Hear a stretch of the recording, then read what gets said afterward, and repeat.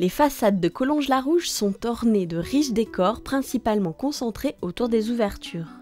De nombreuses fenêtres et portes sont surmontées de linteaux en accolade ou en double accolade, une forme caractéristique du style gothique flamboyant au XIVe et XVe siècle, encore employé jusqu'à la Renaissance.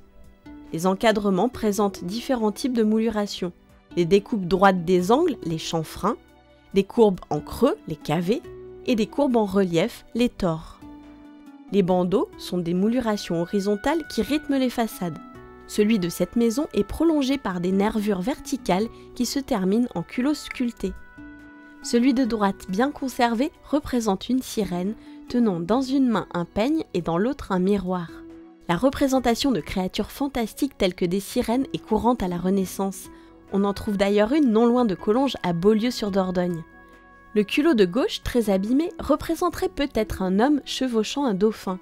La maison des Vassignac, près de l'église, a également conservé un très beau culot sculpté en forme de tête d'homme qui s'inscrit dans l'ensemble richement mouluré de la porte principale. Mais les décors les plus travaillés se trouvent sur les castels, comme cette porte du castel de Vassignac, de style gothique flamboyant, surmontée d'une accolade et de pinacles ornés de crochets, ou celle-ci, sur le castel de Mossac, couronnée d'une coquille typiquement Renaissance.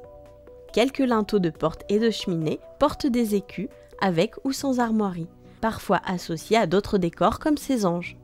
Enfin, à partir du XVIIIe siècle et surtout au XIXe siècle, l'utilisation du chronogramme, date de construction ou de remaniement inscrite sur les clés des linteaux, devient fréquente.